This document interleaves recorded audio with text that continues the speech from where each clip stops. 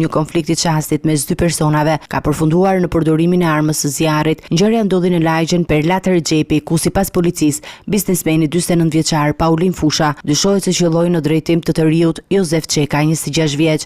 I riu transportua menjëherë drejt spitalit rajonal ku mori ndihmën e parë mjekësore dhe ndodhet jashtë rrezikut për jetën.